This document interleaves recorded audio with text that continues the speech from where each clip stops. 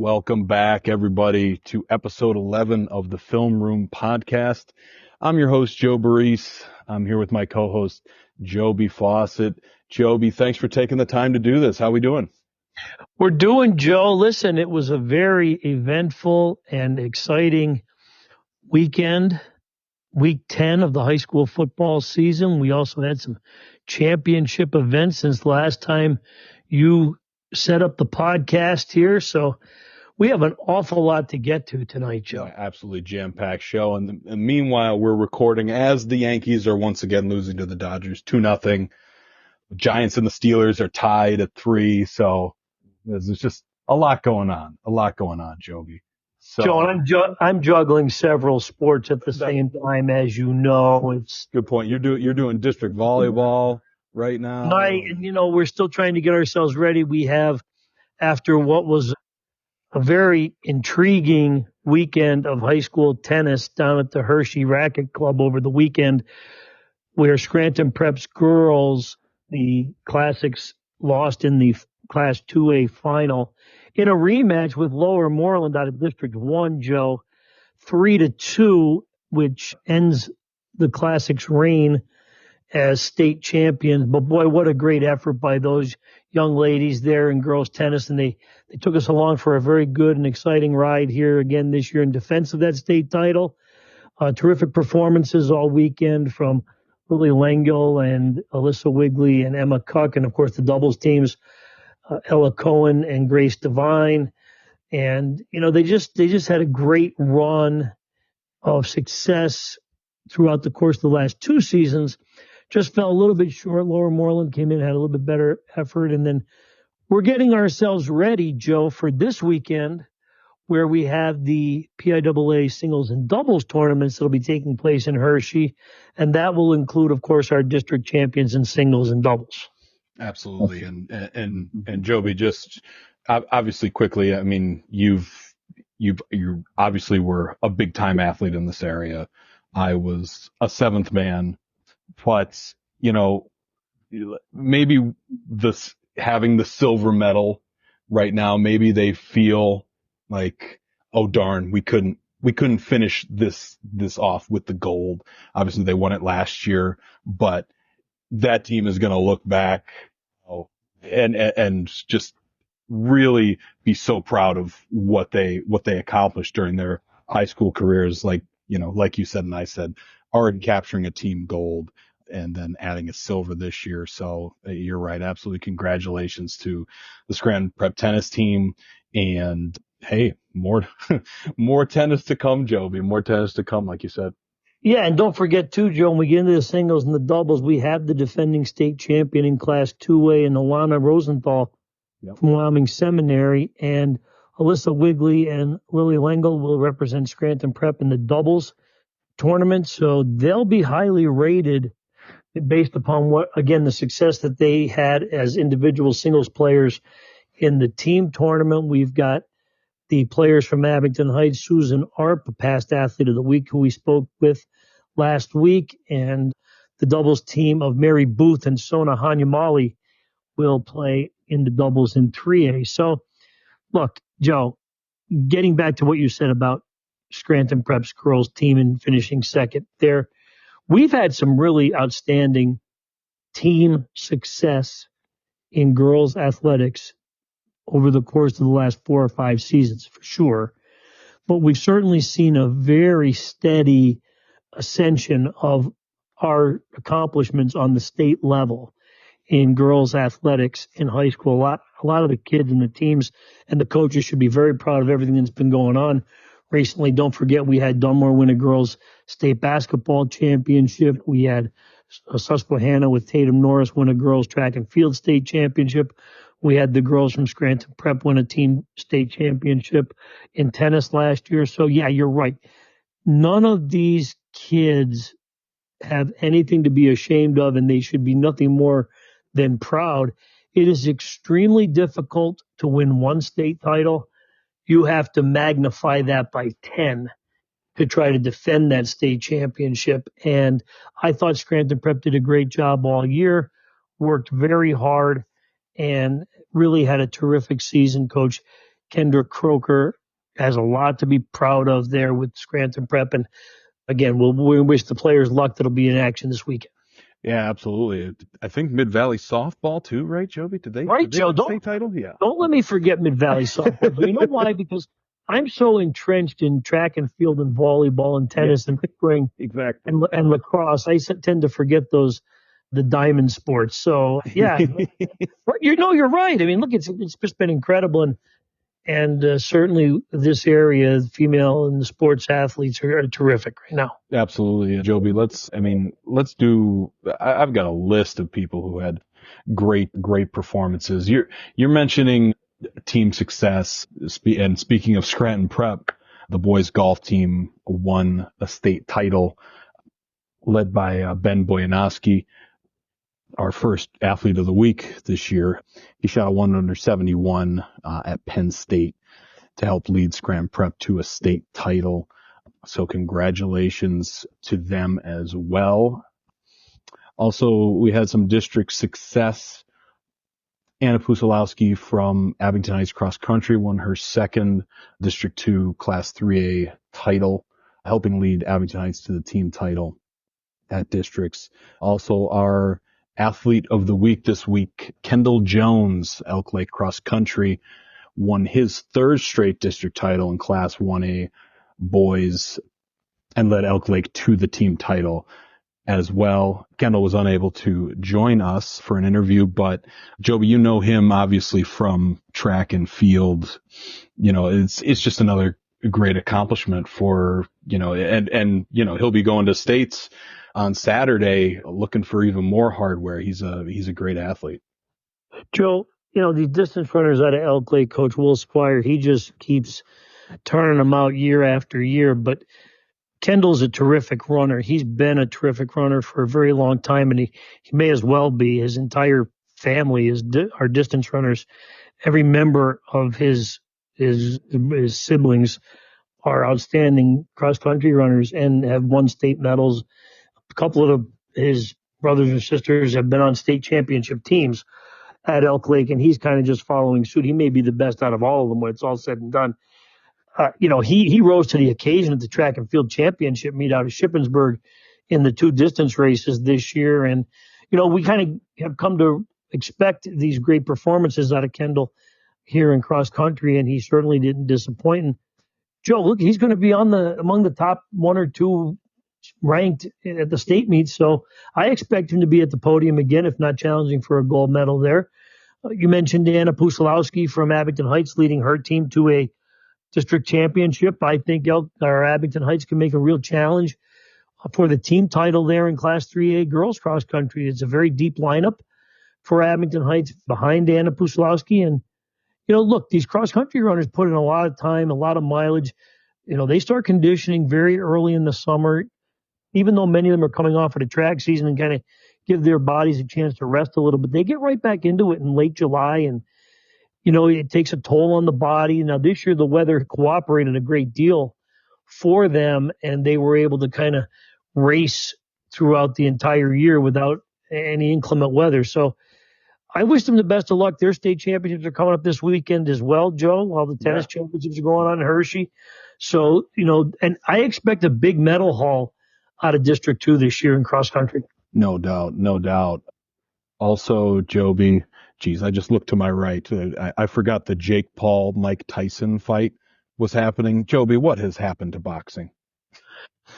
Well, Joe, listen. Not sure that's your area of expertise, but it's not. It's more Herb Smith's line of work. Right.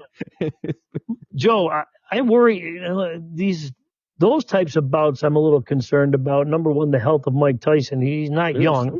Mm-hmm. So we'll see how that plays out for him. Maybe he gives a decent performance. I can only equate it to, I can remember back when I was younger, you see an aging Larry Holmes fighting. It was just very difficult to watch, but boxing takes such a toll on the body and certainly the head area. But yeah, what has happened to boxing, Joe? I don't know. It's kind of got a whole new life here in Northeast Pennsylvania, though. Doug Long. That is true. Locally, absolutely. He is an outstanding promoter of the sport. And yep. He's got a card coming up here next week, right? I believe so. I'm not entirely sure, but yeah, no, you're absolutely right. We've got a great thing on the local scene. Like you said, Doug Long, great guy. I've worked with him, obviously Herb Smith, former writer here at the Times-Tribune, and still pitching in, doing some correspondence work for us, which we absolutely appreciate. But yeah, no, you're absolutely right. The local boxing scene, pretty great. Sorry to throw you for a loop there, Joby. No, that's okay, Joe. I don't mind the distraction. You always say throw whatever you want at you. So we'll see what happens. See how I react with all my notes. That's right. That's right. Joby, there were more than a few, but a couple I'd like to highlight some soccer performances.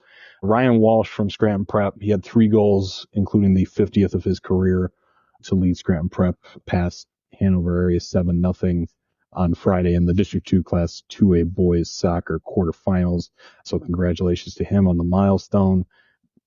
Zach Evans, that North Pocono team's obviously pretty good top to bottom, but Zach Evans had 3 goals to lead North Pocono past Crestwood. They kind of had to rally a little bit in that one, but they went down a goal and then I believe scored 4 straight. So they advanced to the semifinals. Kylie Kozlowski out of Mountain View, we've mentioned her name before, had 2 goals to lead the Lady Eagles to the Class 1A final with a 2-0 victory over Elk Lake. She also added 4 goals and 2 assists earlier in the weekend, 8-0 victory over Dunmore in the quarterfinals. So those are a couple things to highlight. Joby, in one of the sports you cover, Brielle Wentz out of Abington Heights, volleyball. She had 18 assists, including the 500th of her career. She had 5 aces, 8 digs to lead Abington Heights to a victory over Tunkhannock in the District 2 Class 3A volleyball quarterfinals. So highlighting that milestone, congratulations to her getting that milestone. Joby, any comments on those or anything that I missed? I left out the football. Obviously, we'll get there later. Yeah, we'll get to football eventually, Joe. That sport needs to take a back seat here as we get ready for what we're doing in the other sports. Those district playoffs are winding down in these sports. The soccer, Joe, we've got some pretty good teams out there. Again, I always get a little bit weary when we get down here to districts because I don't know enough of the teams because I'm so entrenched in our American football. Right. But no, listen, we're starting to get down to the nitty gritty here. Semifinals and finals coming up this week. And you mentioned, I think North Pocono had a pretty good run there. And Kaylee Kozlowski from Mountain View. Joe, if I'm not mistaken, and I could be way off on this, I'm not as in tune with soccer as I should be probably. She may have, sans somebody letting us know, she may have reached a couple of milestones in her scoring career because she's been around a long time. I think she's got to be hovering around some pretty big milestones in her career, but she's been outstanding for Mountain View for several years now. And yeah, so we're going to be getting down here to the championship rounds, and that should be pretty exciting for them. I know this week we have a lot of volleyball with semifinals going, which are ongoing right now tonight, Monday night. And then tomorrow we've got the 3A and the 2A semifinals. And then we jump right back into it with a doubleheader final on Wednesday with the 4A final and the 1A final. And then on Thursday, we'll be back at it again with a doubleheader with the 2A and 3A. And I know it's a lot to kind of digest right now, but safe to say it's a very busy 4 days for me. And, that's leading into the weekend of high school football. So I'm really intrigued, Joe, by the Class 3A semifinal matchups. You mentioned Brielle Wentz from Abington Heights. Abington Heights comes into a matchup there as the number 4 seed and will play top seeded North Pocono in one of the semifinal matches. And in the other, Berwick and Crestwood will play. Those are the top 2 teams in the Mohawk Valley Conference. And those should be 2 very intense and very highly competitive semifinal matches Tuesday night at North Pocono. That's a doubleheader there, 5 o'clock for Berwick and Crestwood. And then following that conclusion of that game, we'll have North Pocono and Abington Heights. So just some real good action there in that 3A semifinal bracket. And we'll see who comes out of there. We'll be playing in the final on Thursday. So that should be pretty cool. Yeah, absolutely. Joby, I seriously, I don't know how the heck you keep that stuff on the top of your head. You just, Well, don't forget, Joe, we try to squeeze as much into 7.5 hours as we can. And I put a preview together yesterday, which kind of got me a little bit more refreshed into what I have to know what's going on. And, I do some research and I try to compile some information on these teams. And so we're ready. We're getting ready for the finals. I'm anticipating Delaware Valley Williamsport in 4A in the final. I don't know that for sure yet. We'll see how the Hazleton area Williamsport semifinal plays out. And I already do know Susquehanna defeated Lackawanna Trail in one of the Class 1A semifinals, and Mountain View will likely be the opponent there in the Class 1A final. So those matches will be Wednesday. And like I said, the semifinals in Class 3A and 2A should be very good come on Tuesday night. Joe, don't forget, too, we've got Blue Ridge and Western Wayne going in that one semifinal there. yeah. Blue Ridge, Joe, 10 straight Class 1A championships, enrollment increase. Now you get kicked up to 2A. We'll see how that matchup works out there. Blue Ridge lost to Western Wayne 3-2 in the regular season in a very, very tight match indeed. So we'll see how that plays out. I'd be very interested to see if Blue Ridge could get to a final in 2A 1 year removed from playing in Class 1A. Yeah, for sure, Joby. Those are some fantastic matchups, and it's crazy. We've mentioned so many sports, and this overlapping with volleyball. We've got girls soccer semifinals on Wednesday. Also, we also have some championships on Wednesday as well. At least when it's concerned with the Lackawanna League. Mountain View girls go up against Holy Redeemer in a Class 1A championship match. That's on Wednesday. Another matchup to kind of highlight here, or at least maybe, it would be cool to get this, but Class 3A girls soccer semifinals. You've got Dallas against Valley View. You've got Crestwood against Abington Heights. Not to look ahead, but if Valley View and Abington Heights get through that, I mean, they've matched up, obviously, I believe 3 times this year. Abington Heights took 2 of those. So, there's a really good chance to be an excellent matchup there. Obviously, the semifinals themselves are great matchups. So we'll have, definitely look soccer, obviously, as well. Wednesday, Thursday, Friday, we'll be fitting that in. We'll be covering football and soccer on the same day.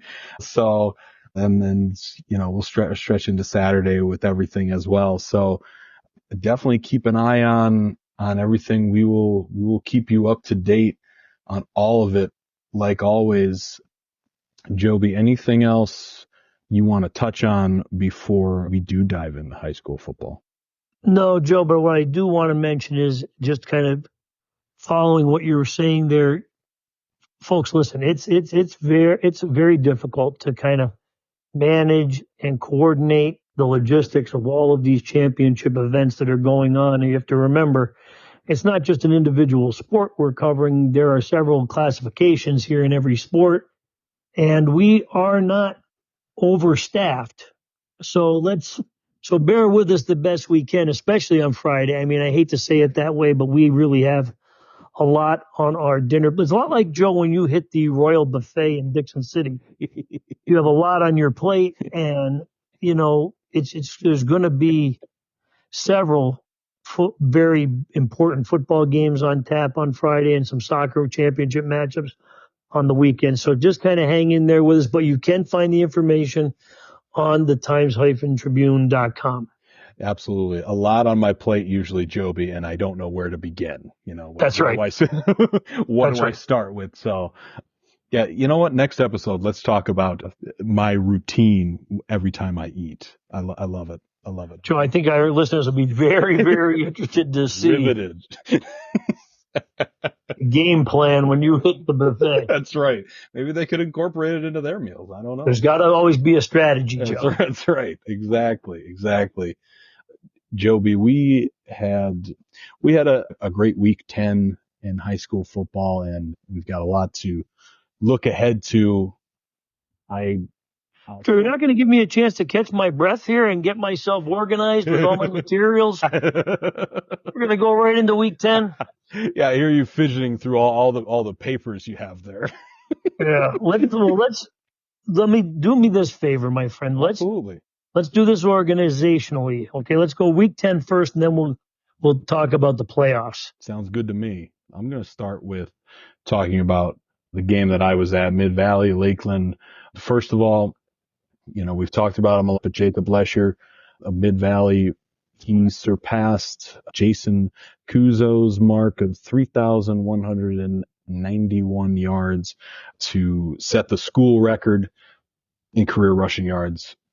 He had 221 yards rushing and 2 touchdowns on 25 carries, leads Mid-Valley to the first division title since 1991. Joby, I was born in 1990, as perspective.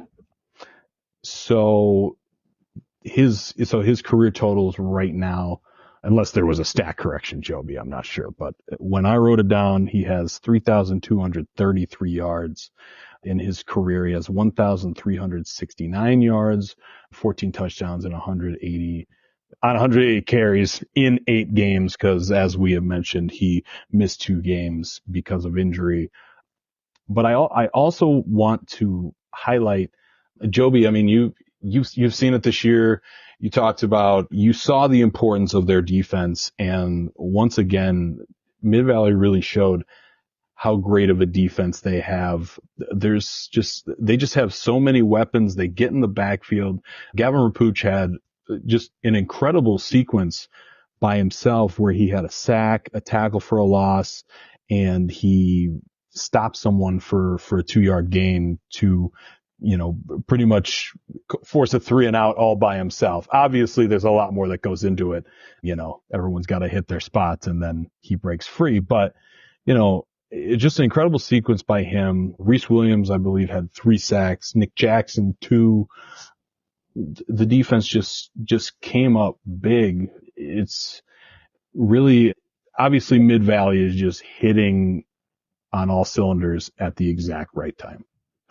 So, Joe, I want to congratulate Mid-Valley because that is a long time to go without winning any type of league championship, okay? 1991 is a very long time ago.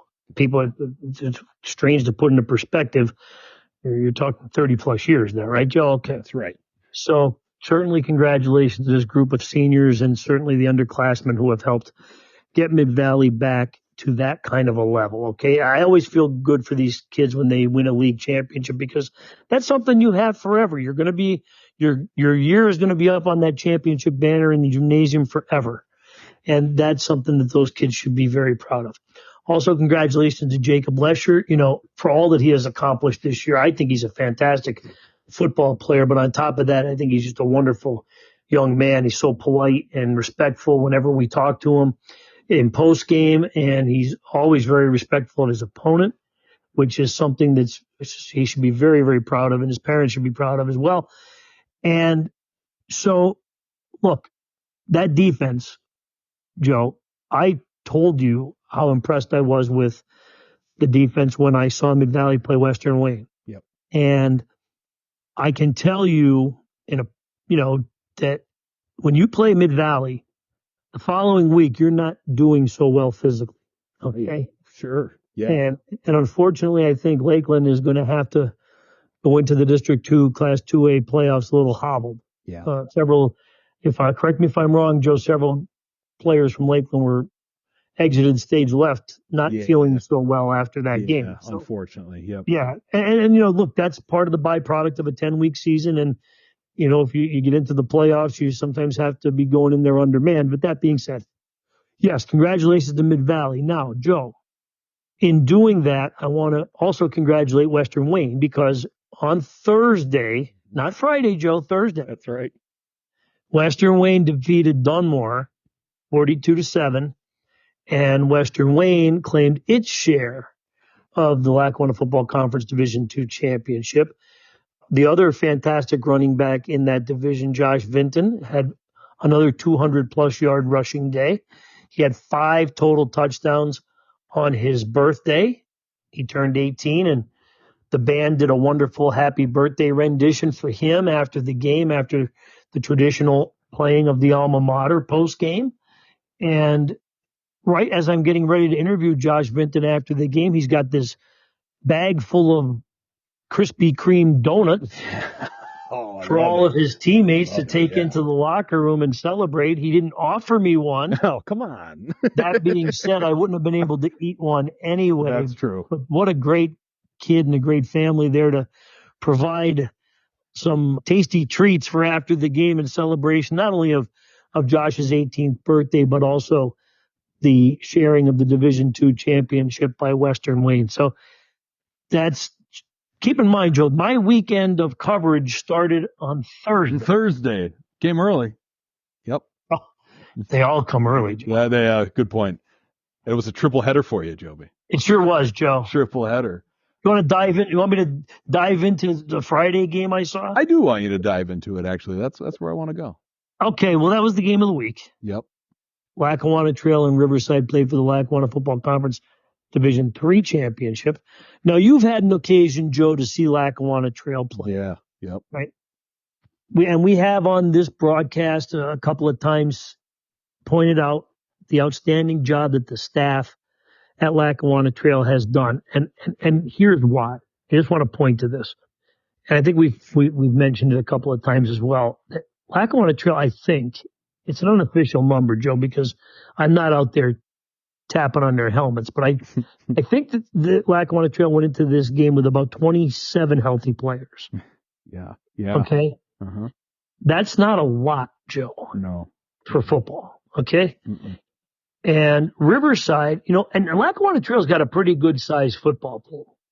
Right. Now, Lucas Evans is a big kid at 6'2", 265. Anthony Paolucci is about 6'2", 255 at one of the guards.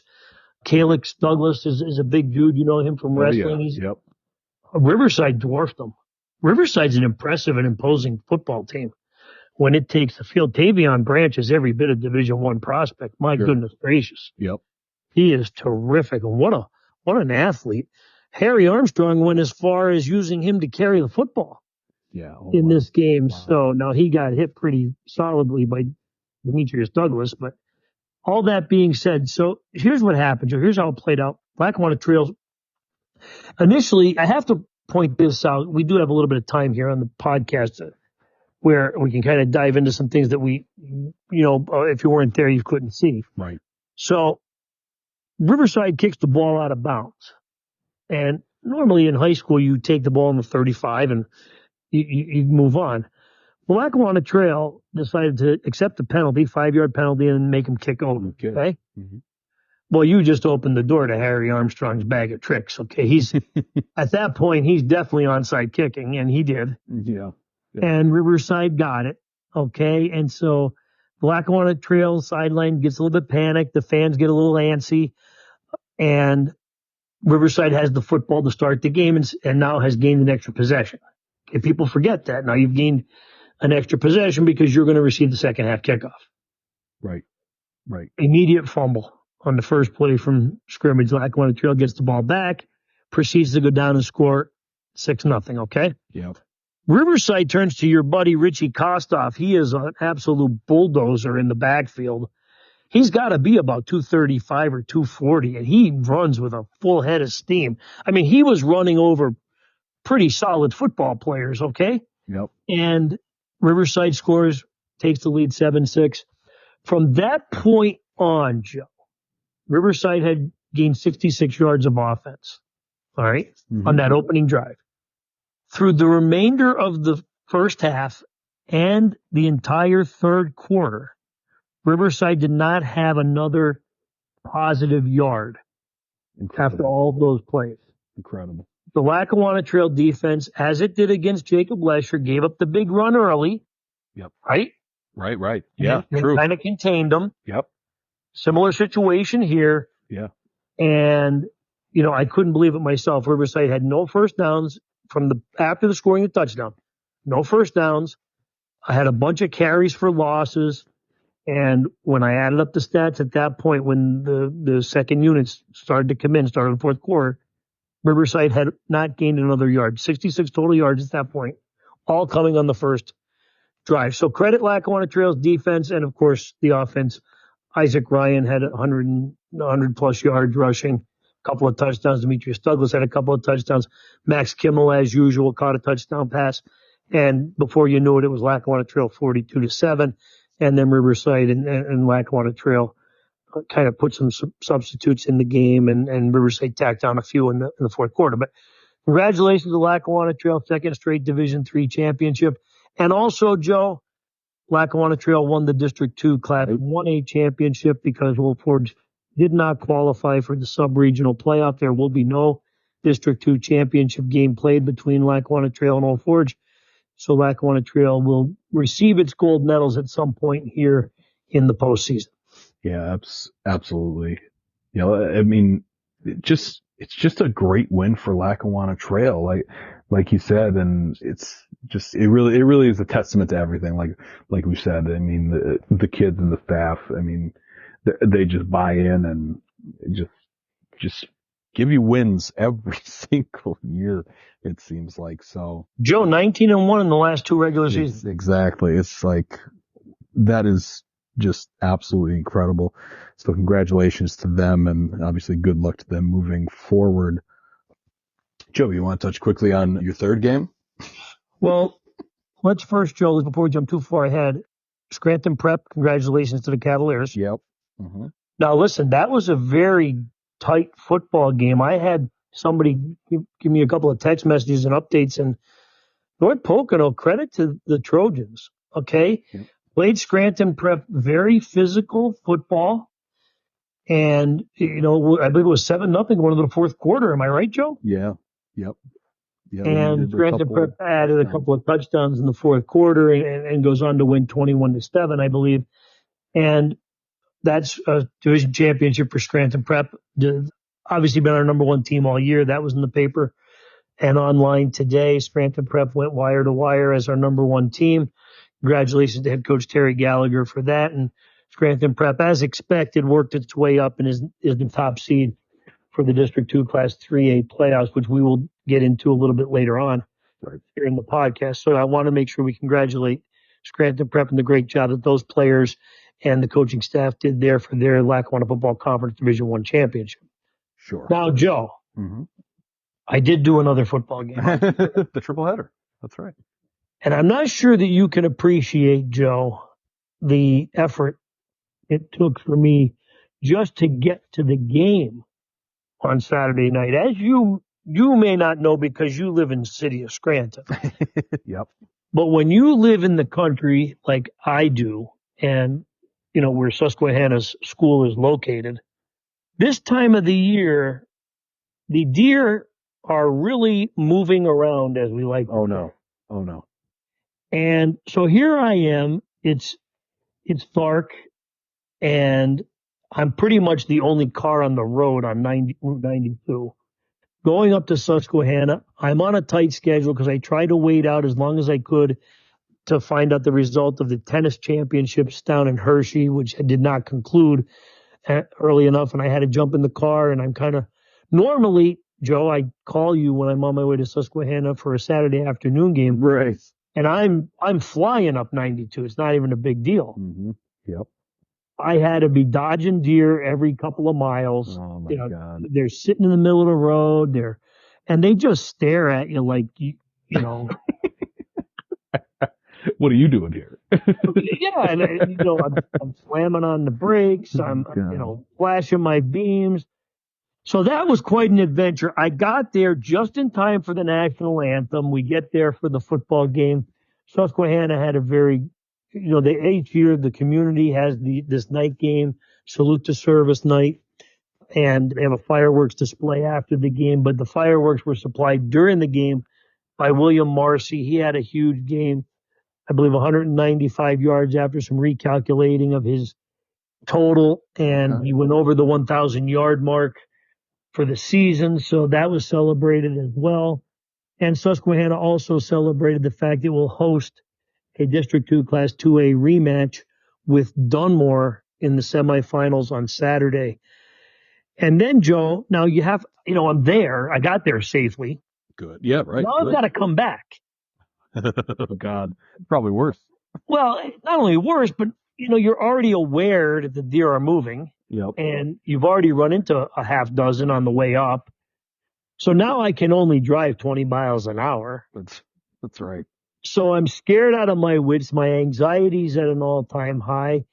And, of course, you've got somebody coming up behind you. They're beaming you. And a little bit more seasoned driver for Susquehanna County. Apparently, they have some sort of miraculous sensor on their car or something that they can avoid the deer more easily than I could.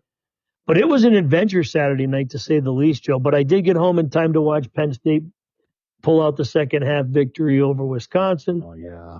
Yeah.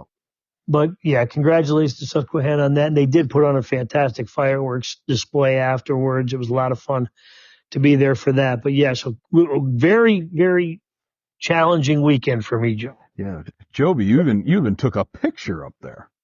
Is that Well, I had plenty of time, Joe. They weren't letting me talk to anybody until the fireworks were done. It's a great picture, Joby. I love it. So let's move on to, let me think. Where do we go next? You know what game I kind of want to cover, Joby, is Carbondale area beating Old Forge 24-13. Ethan Bruin, another big game, had 209 yards rushing and 2 touchdowns on 35 carries, added 4 catches for 43 yards. He tacked on 2 2-point conversions in the win. It's the Chargers' first win over Old Forge since 2006.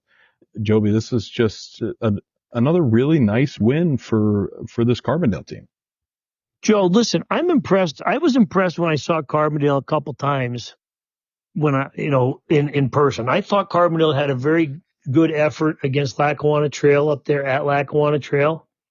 And, look at what that team has done now. It's put itself it had a winning season, 6-4, got itself into the District 2 Class 3A playoffs. And that's a good sign for Carbondale area, to see how much that team has improved. And I'm impressed with the team defensively. I think, and the team's offensive line is very good.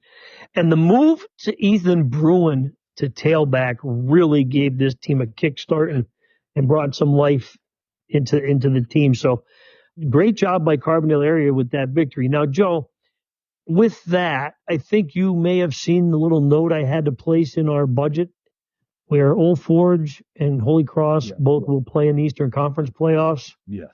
So they'll live to fight another day, both of those teams, after their losses over the weekend. And North Pocono also, coming off of that pretty good performance against Scranton Prep, will have a game in the Eastern Conference playing Hamburg, I believe. Hamburg, yep. You're absolutely right. So that's, like you said, it's been a great year for Carbondale area. 35 carries is a lot of carries, Joby. And not only that, but the catches, just really impressive stuff from Ethan Bruin. I also want to touch on Honesdale beating West Scranton, getting their first winning record since 2014.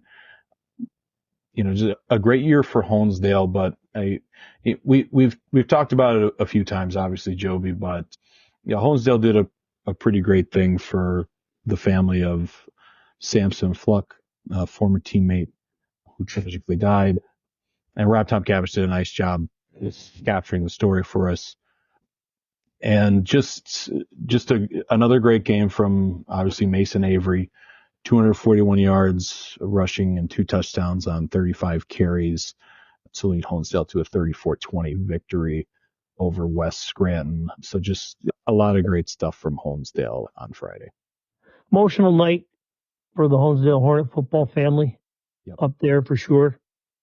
I had to do that story, Joe, and those are always so heartbreaking for me, and I would imagine for anybody who is a parent, having to try to cope with the heartbreak of losing a child. And one thing you can say about the Honesdale community, that is a really solid group up there, and they've done a great job in offering and providing support to the Fluck family. And Having that ceremony doesn't surprise me one bit. No. I mean, they're all class up there for sure. It does sometimes put into perspective for us, Joe. We've had a couple of bad announcements this past week with former athletes and current athletes who have recently been diagnosed with some illnesses and are battling some real uphill battles here. And it just kind of puts everything in perspective for us. And then, you do have to tie in the sports aspect of it. And Honesdale, I wouldn't have been surprised if Honesdale had a tough night moving forward, even though players are inspired to play. That type of thing just kind of really drains you emotionally, and sometimes you're out of sorts. But Honesdale certainly had a lot to play for on Friday, and came away with a hard-fought victory. And in doing that, was also, in addition to having its first winning record in a decade, also is going to move on into the District 2 Class 4A playoffs. So certainly a great finish to this regular season for the kids up there at Honesdale. And of course, our hearts and sympathies and prayers always are with the Fluck family for all that group has endured there. Absolutely, Joby. Valley View beat Walnut Pack 34-13. Speaking of Class 4A, they obviously wrapped up the top seed in the district playoffs. Just an incredible, incredible recovery from that first 33-0 loss to Scranton Prep. They've been winning ever since, Joby. So, Joe, what I want to point out here is, we just released today, or on Monday rather, the final Times-Tribune top 10 poll of the year. We don't proceed with that effort in the postseason for obvious reasons, okay? Right. Scranton Prep was ranked number 1 in the preseason. Scranton Prep finished at number 1. Right. Valley View was number 2 in the preseason. And as someone who puts that poll together in the preseason, or at least has some influence to it, had Valley View number 2 in the preseason, that's where Valley View finished. Yep. So, it doesn't surprise me that Valley View reeled off 9 straight wins after losing to Scranton Prep. But what I will say is this, Joe, what a difference in the way Valley View has played over the last month. Here was a team that was trying to find its identity offensively for sure. Yep. In the early part of the season after being shut out by Scranton Prep. Now, obviously, still winning football games. But, Joe, over the course of the last month, I think Valley View's averaging 34 points a game. Yeah. And so it's going to be interesting to see if the Cougars can carry that momentum. I hope that they can into the District 2 playoffs. I believe they draw Crestwood in the first round, Joe. They played earlier in the year.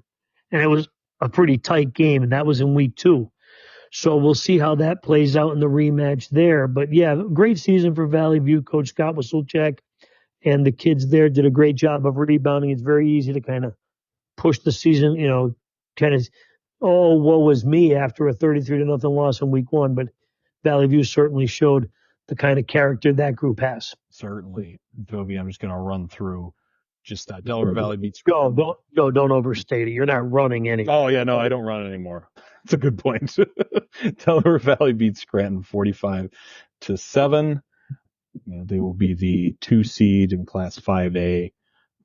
And Abington Heights shut out Hazleton area 27-0. Some more good numbers for Nick Bradley, 10 of 13 passing for 201 yards and 2 touchdowns. So, it's good stuff from him. I believe he had 4 carries for 88 yards and a touchdown as well, as they locked up the top seed in Class 5A. And I think that covers it for week 10. Joby, do we want to jump into week 1 of playoffs? Well, Joe, let's. I want you to rattle off every game right now. No, I could do it, Joe, but I don't think anybody wants to hear me talk for that long.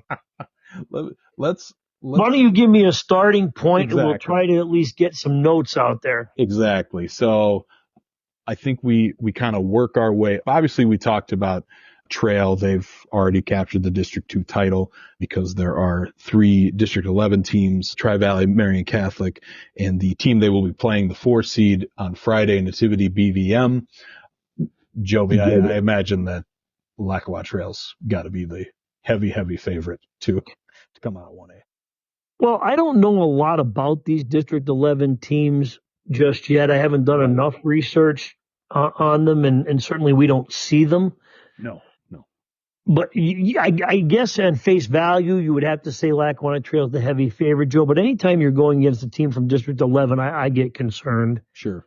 It's just a different brand of football down there. A lot of teams run that, spread offense type of thing. And you just don't know enough about the competition that they're playing down in District 11 in the small school division. If you can remember, Lackawanna Trail played Minersville last year in the first round of the state playoffs, and it was a pretty lopsided game in favor of Lackawanna Trail. Yep. And if my memory serves me correctly, and there is no guarantee that it does, I believe Nativity BVM, one of its losses this year was to Minersville. Now, Minersville was up in 2A because of an increase in enrollment. So, again, Trail does have a history against some of these District 11 teams. I remember way back in the late 90s, lost to Tri-Valley in the state playoffs. So you have to remember, this is not the same structure that Class 1A has had in previous years in the opening weekends of playoffs, where Lackawanna Trail would probably be playing the District 1 champion, okay? So, yes, I would say the Trail's the heavy favorite, but anything could happen when you're playing out of your district. Absolutely, Joby. We move into Class 2A. Riverside is going to take on Lakeland, and we're going to get a rematch of a really good game that you saw from this year, Susquehanna Dunmore. So, Joby, what do you kind of see coming out of this bracket? Well, let's start with the Riverside Lakeland game, because Riverside is going to be the favorite because it has played all 3 of these teams in the regular season and beaten all 3 of them. Right. Okay. The closest of those matchups was the game against Susquehanna, 32-26. So, that being said, after seeing Riverside on Friday, my only concern, if you are a follower of the program, would be the health of quarterback Chase Tedonio and tight end Richie Kostoff. And my alert would be more on Kostoff than it would be for Tedonio, because Tedonio, after his injury, he returned to the game against Lackawanna Trail. Now, he was limited in his mobility, right, because he had a lower leg injury. And, if he's a fast healer, I think that will bode well for Riverside. But I expect him to at least, the very least, be 85 to 90%. Kostoff's injury was a little bit more tricky because he did try to come back in the second half. He got hurt in the last play of the half, and it was one of those types of high ankle type of deals. That's not good. Right. And he did try to come back, and he was not effective. He could not run. And so he left the game and did not finish. So Riverside did beat Lakeland pretty handily in the regular season, and Lakeland is not at full strength either. That's a real interesting matchup there, but you'd have to say Riverside's the favorite. Right. Dunmore and Susquehanna, that game started off, I think Dunmore had an early lead. If I remember, it was in a rainstorm. I was up in the right. Susquehanna. I was in a whole nother time zone trying to watch the game, and it was a good game. Dunmore had taken the lead late in the fourth quarter, and Susquehanna responded with a touchdown. Weston Yanoni, I believe he was honored as our athlete of the week after leading the team to a victory for the first time over Dunmore since 1997. So that's an interesting rematch as well, and it is our only game on Saturday. And, of course, it has to be scheduled at the same time as your Penn State Nittany Lions are playing Ohio State. Big game, Joby. Big game. Yeah. We'll see if it's Bo Perbula or Drew Aller. Teams are dealing with injuries, Joe. Right. That's how it goes. Health is a factor. Yep. So this, obviously, we kind of been looking forward to the Class 3A district playoffs. So let's hold off on 3A. Let's move on to 4A. So we're going to go to 4A, and We've got Valley View facing Crestwood, as you mentioned, and Dallas going up against Honesdale. This should be pretty interesting, Joby. As you said, Valley View going against Crestwood was close. And, you've got Dallas, who made it to the state title game last year, who's really been playing much, much better. I think they have 7 straight wins now. So it could be a really, really interesting bracket too. Fantastic matchups here in the first round, Joe. I really do like these games. Again, I think Crestwood always plays Valley View very, very tough. Yeah. And regardless of what the matchup may say on paper. So that's going to be an interesting game at John Hendes Vets Memorial Stadium. And yes, Dallas, 7 straight wins after starting the year 0-3. Very impressive performance by them. Look, that program is steady. It's going to always be among the best in the Wyoming Valley Conference and certainly in District 2. And those kids have experience. They went all the way to the state final last year. So Honesdale's going to be excited for this opportunity, but boy, you're going to be really up against it. They're going to be facing a very tough team in Dallas. Absolutely. And, you got to figure that, Dallas favorite in that matchup. And if that, Valley View favored against Crestwood, but, it could go any way. And, that say Valley View Dallas wins, you got that rematch from last year. So it's going to be great. It's going to be great.